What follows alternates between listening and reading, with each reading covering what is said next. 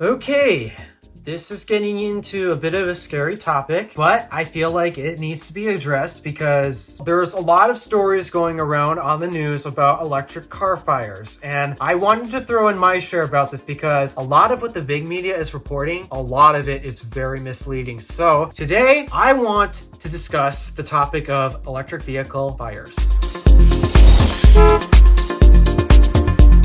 So you might hear on many news outlets like CNN or Fox News or who knows, all the big national news networks and such, you will often hear stories about electric car fires. And unfortunately, there's a bit of an issue with this. Those stories are actually being blown out of proportion. And there's a lot of misinformation in this. Well, even the fact that these news articles exist is actually leading towards the misinformation and the fear of electric vehicles at this point. So that is why I wanted to make a video discussing this. But to start things off, we will discuss how a lot of these articles are actually, well, they've got some facts in it. Yes, there are electric vehicles catching fire, but it's the details about how, why, and the likelihood of it happening. That is the thing that basically is all of the misinformation that I wanted to discuss. So yes, they are actually catching fire. And the biggest thing that these news outlets are actually trying to drive home is the fact that when an electric vehicle does catch fire, it is extremely difficult to put these fires out. Why? Well, let's actually discuss how batteries work real quick. Batteries are a little sensitive to temperature, and because of that, there's a reason why a lot of vehicles will put in these active cooling systems to keep the batteries within the temperatures that they need to be at in order to not, combust. However, something can happen where either a chemical reaction from either a bad battery cell or the cell can get damaged in any way. All it takes is for something to go wrong within the chemical reaction that's causing the electricity, and most of the time this doesn't happen often, but it is not impossible. All it takes is for the battery to be penetrated and chemicals mixing, and once something like that happens, the battery pack is going to start to heat up. And I don't know if you know this, but during the process of this absolutely heating up, it actually has the ability to create its own oxygen. So you've got fuel, you got oxygen, batteries heating up, those are the three key ingredients for fire.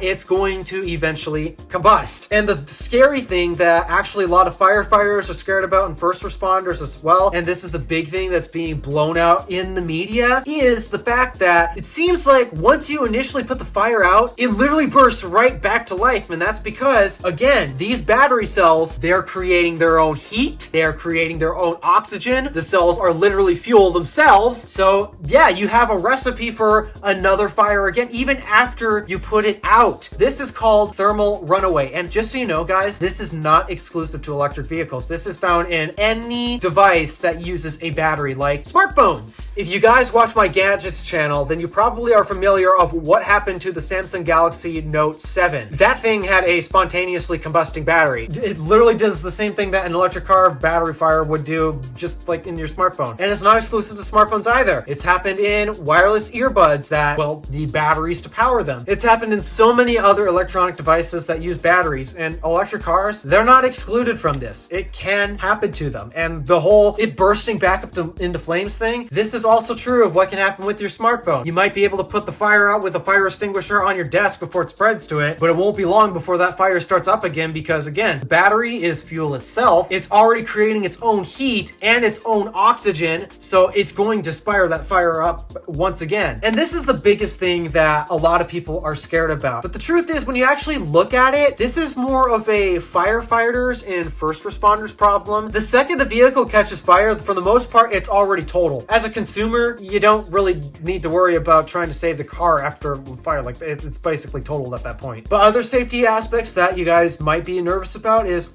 these things are catching fire. Do I even have time to get out of the vehicle before it does? And the thing is, in most cases, actually, yeah, you do. It actually takes some time for the battery to generate its own heat and oxygen. So because of that, actually, when you start seeing smoke from underneath the car, you actually still have plenty of time, get out of the vehicle, to even take some of your own belongings with you before the vehicle actually really becomes engulfed in flames. The fire doesn't burn fast. It takes a little bit for it to actually get to dangerous levels. But in the event that it happens, you should have plenty of time to pull over, call the fire department. And actually, I've heard of many stories where when the vehicle has caught fire, the driver's been able to safely pull over. And by the time that the car is basically engulfed in flames, to the point where it's really dangerous to stay nearby it, that's literally when the fire department arrives. It does not burn fast, especially considering that where the battery is located in these electric vehicles, it is very well protected to the point where that fire has to eat its way through all of that battery protection in order to actually get to the rest of the car. So for the most part, if your car does happen to catch on fire, got plenty of time to get out. And usually the only time where this is not the case is if you get into such a serious accident where it probably doesn't even matter if the car catches on fire or not. You're probably already,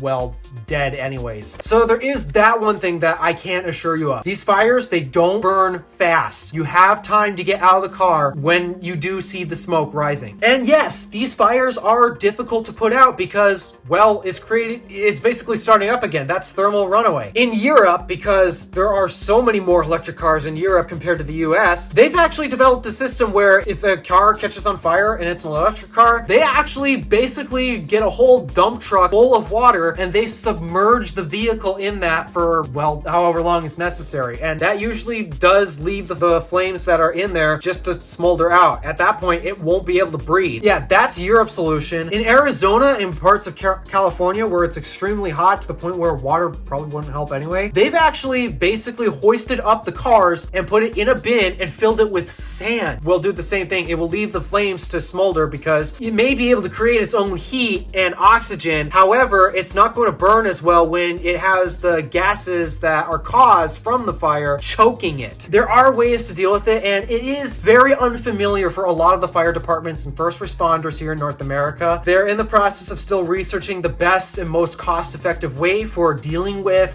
thermal runaway, and this is where the most concern is founded. It's mostly the fire departments that have this concern because, well, obviously we don't want fire spreading anywhere, but obviously this is an extremely difficult fire to put out, and I do sympathize with them that, yeah, this is a difficult job. So I hope they can figure out an effective solution that isn't extremely thinking out of the box or something like that. But now I want to get into a lot of the data that these reports often just mislead so many buyers and consumers towards. I know it might be a little hard to believe me. I've even explained this to my family who's been skeptical about electric cars, especially with the fires. Heck, one of my friends is an actual first responder and didn't like the idea when I mentioned I wanted to buy a Tesla because it's an electric car, and if it catches fire, well, she's gonna have a fun time putting that thing out. I want to go over some actual statistics that these news outlets never dare to share regarding, well, the likelihood of an electric car catching fire versus combustion vehicles. Yeah, in case you forgot, guys, there are literally thousands of explosions happening in your vehicle per minute.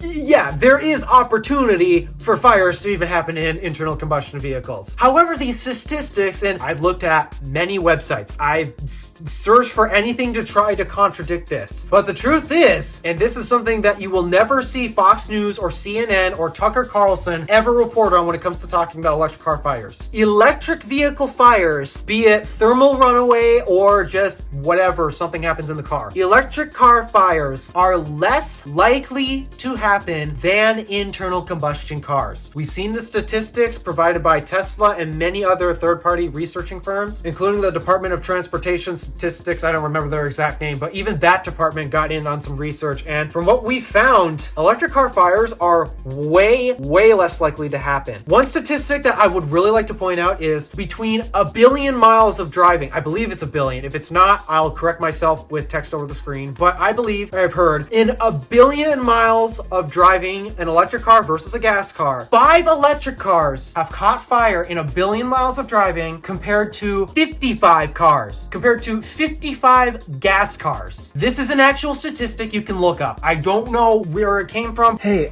editor me, I looked up where that statistic actually came from. It is a statistic provided by Tesla. And another statistic that I also wanted to point out as well, in 1 year alone, out of 100,000 electric vehicles compared to 100,000 gas vehicles, 1,500 gas vehicles had caught fire in that year, and that is compared to 25 electric vehicles that same year. That's from the Bureau of Transportation Statistics. So I think it's just it's that other source that I mentioned earlier. But yeah, I wanted to mention that statistic as well. So yeah, there's that. Back to the video. But I do know this is a statistic you can look up. I'm basing my sources off of where Tom Malogny from State of Charge got his sources from, because he made a whole video on this, and that's why I wanted to talk about this. Just so you guys are aware, electric cars are still less likely to combust than gasoline cars. The biggest challenge with it, though, has nothing to do with trying to make it safer. It's just trying to put the fire out when it does happen. Tesla had this issue back in 2013 and 2014 when they initially debuted the Model S, and they bought back the cars actually to investigate what was causing it. And since then, well, they basically haven't had any mass issues with electric car fires, and they're still gonna happen. Gas car fires still happen today. So it's not unlikely that an electric car will never have a fire again. It's still likely to happen at some point, but the likelihood of that happening is so much less compared to gas cars. If this is the case, why have you never seen these news outlets report on this type of stuff? It's because they are desperate for views. They will do anything for views. They want your attention,